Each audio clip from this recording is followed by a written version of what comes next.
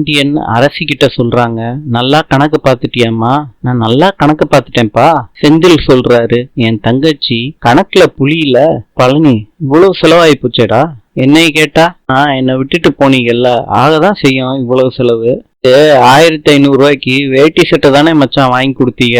பாண்டியன் சொல்றாரு, ஹோட்டல்லையே 6400 ஆயிடுச்சு. ராஜி சொல்றாங்க, ஒரு கல்யாணத்துக்கு துணிக்கு 1,00,000 பட்ஜெட்னு 3,00,000 எடுத்து வச்சிருப்பீங்கல்ல மாமா, இந்த மாதிரி செலவு பண்ணதா நினைச்சுக்கோங்க மாமா. இப்படி பார்த்தாலும் 28,800 அதிகமாயி போயிடுச்சேம்மா. கோமதி சொல்றாங்க, இதுக்கே மலைச்சு போயிட்டீங்கன்னா எப்படி, இன்னும் நிறைய செலவு இருக்கே நமக்கு. ராஜி சொல்றாங்க, செட்டு, சீரியல் பல்பு, வாழை மரம், இதுக்கெல்லாம் செலவாகும் மாமா. சொல்றாங்க, சொந்தக்காரங்கள்லாம் வேன்ல கூட்டிட்டு போகணும் கல்யாண மண்டபத்துக்கு, அதுக்கும் செலவாகுமே மாமா. சொல்றாரு, மண்டபத்துக்கு பாதி காசு, சாப்பாட்டு செலவுக்கு பாதி காசு. அப்பா போட்டோகிராஃபர், வீடியோ எடுக்கிறவங்க எல்லாருக்கும் காசு கொடுக்கணும்லப்பா. என்ன சொல்றாங்க, மளிகை ஜாமா சமையலுக்கு நம்ம கடையில இருந்தே எடுத்துக்கலாம், அந்த செலவு இல்ல. டிவியில சொல்றாரு, அதெல்லாம் வாங்கிதாமா விக்கிறோம், அதுவும் காசு தானே. இந்தியன் சொல்றாரு, எல்லாத்தையும் நிறுத்துங்கப்பா, அதுக்கு சொல்றத பார்த்தா இன்னைக்கே நெஞ்சு வலி வந்துரும் போல. என்ன சொல்றாங்க, இந்த அரேஞ்ச் மேரேஜ் பண்ணி வைக்கிறதுல என்ன சுகமாமா. எல்லா வழியிலயும் பொண்ணு பார்த்து காலில் செருப்பு போட மாட்டேன்னு சபதம் எடுத்து லட்சமா பணம் செலவு பண்ணி சான்ஸே இல்லமாமா இந்த அரேஞ்ச் மேரேஜ். என்னடி மீனா பேசிக்கிட்டு இருக்க? அத்தை, நான் தப்பா பேசலையே. நம்ம கல்யாணம் பண்ணோமே, எம்பிட்டு செலவாச்சு என்ன தெரியும், கதிருக்கு தான் தெரியும். இந்தியன் சொல்றாரு, பெரிய மனுஷனே இவன் தானே, இவனுக்கு தான் கணக்குலக்கு தெரியும், இவன் தானே உங்களுக்கு கல்யாணம் பண்ணி வச்சது.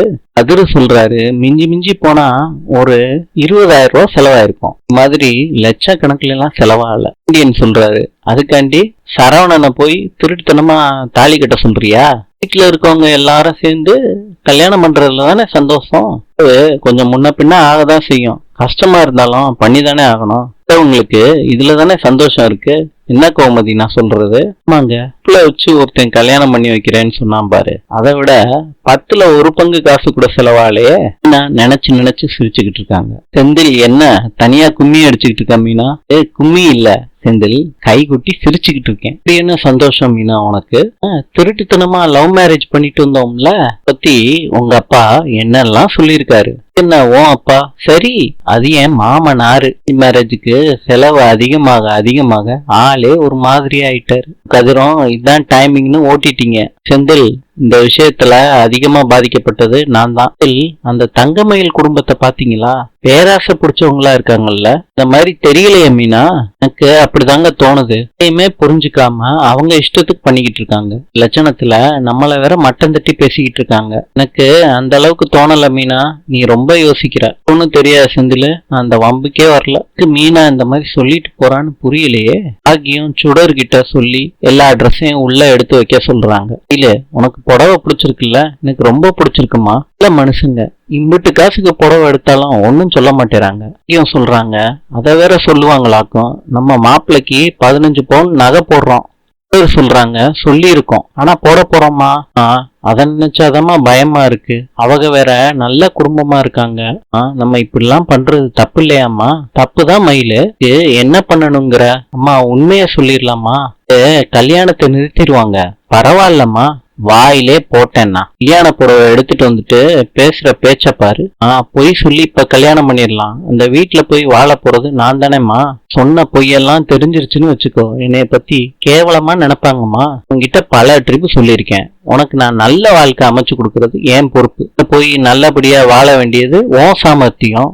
லட்சக்கணக்குல செலவு பண்ணி புடவையெல்லாம் வாங்கி கொடுத்துருக்காங்க. 80 பவுன் கவரிங் நகையை எடுத்துட்டு போனா நல்லாவா இருக்கும்? 6 பவுன் தங்கம்டி தாண்டி. உங்க அப்பாவை கல்யாணம் பண்ணப்ப இவர் குடும்பம் வசதியான குடும்பம்னு சொன்னாங்க. கல்யாணம் முடிஞ்சு பார்த்தா இவரோட வீடு குடிசை வீடுதான். அங்க வாழலையா, ஓடியா போயிட்டேன். மாதிரி 1000 பேர் வாழ்றாங்க மயிலு. இப்ப பசிக்குது, நான் கடைக்கு போய் நான் புரோட்டா வாங்கிட்டு வரேன். வாங்கிட்டு வாங்கன்னு பாக்கியம் சொல்றாங்க. மயிலு, நீ ஒரு விஷயம் கவனிச்சியா? நீ வாழ போற வீட்டுல மாமியா பேசாமையே இருக்காங்க. மீனா ஓவரா அதிகாரம் பண்றத பாத்தியா? நானும் தான் பார்த்தேன். அவங்க எல்லா விஷயத்திலயும் உள்ள வர்றாங்க. புடவை எடுக்கணும், என்ன சாப்பிடணும்னு எல்லாம் அவதான் சொல்றா. இன்னைக்கும் அவ ஓடி வந்தவதான். ஓடி வந்தவங்களா இருந்தாலும் கவர்மெண்ட் வேலை பாக்குறாங்க. அவங்க அப்பா அம்மா 2 பேருமே கவர்மெண்ட் வேலை பாக்குறாங்க. அதுக்காண்டி இவ மாமியால் ஆயிருவாளா? பார்த்தாலும் அவ ஓடி வந்தவ தானே. பேச்சுக்கு இப்ப வேணா ஆடலாம் அந்த வீடு, ஆனா நீ ஆடக்கூடாது மயிலு. கொஞ்சம் அடக்கி வை. என்னதான் இருந்தாலும் அவங்க முதல்ல கல்யாணம் ஆகி வந்தவங்க தானேம்மா. மயிலு, அவ உன்னை விட சின்னவ. கட்டிக்க போறவரோட தம்பி பொண்டாட்டி தாண்டி மூத்த மருமக. குடிய மாத்திரம் எப்பயும் விட்டுறாத சொல்றாங்க. மீனாக்காவும் அவங்க மாமியாலும் ரொம்ப க்ளோஸ் போல இருக்கு. அன்னைக்கு ரகசியமா பேசிக்கிட்டு இருந்தாங்கம்மா. ஆனா பாத்தியா, அந்த நெருக்கத்தை மயிலு நீ உடைக்கணும். ராஜியும் உன் மாமியாலோட சொந்த அண்ணன் பொண்ணு. ரொம்ப சண்டையா இருந்தா கூட அந்த நெருக்கம் இருக்கும். இதையும் நீ உடைக்கணும். குடும்பத்துல காசு பணம் இல்லாததான் பிரச்சனை. அந்த குடும்பத்துல காதல் கல்யாணம் பண்ணிட்டு வந்ததுனாலதான் பிரச்சனை. குடும்பத்துக்கு யாரும் பொண்ணு கொடுக்க மாட்டாங்க. இங்கதான் உன்னைய கட்டி வைக்கிறோம். அதுக்கு நீ நன்றி செலுத்தும் விதமா நீ இதெல்லாம் பண்ணணும். அதிகாரமும் உன் கைக்கு வரணும். மத்த 2 மருமகளையும் நீ ஓரங்கட்டணும். கடை பணம், கணக்கு வழக்கு எல்லாம் உன் கையில தான் இருக்கணும். மயில, இந்த நாள்ல உன் கைக்கு வந்துருச்சுன்னா அந்த வீடு, நீ ராணி மாதிரி வாழலாம். வேலும் சக்தி வேலும் எதிர் வீட்டுல நடக்கிறத பார்த்துட்டு பார்க்காத மாதிரி போறாங்க. இல்ல சேரம் வாழை மரமும் வந்து இறங்குது. ஸ்பீக்கர் மாற்றவர்கிட்ட பாண்டியன் சொல்றாரு, நல்லா சத்தமா பாட்டை போட்டு விடுங்கண்ணே. நல்லா சத்தமா போட்டு விடுறோன்னு. தெருமுனையில ஒரு வாழை மரம், நான் சொன்னேன்ல அந்த இடத்துல எல்லாம் வாழை மரம் கட்டிருங்க.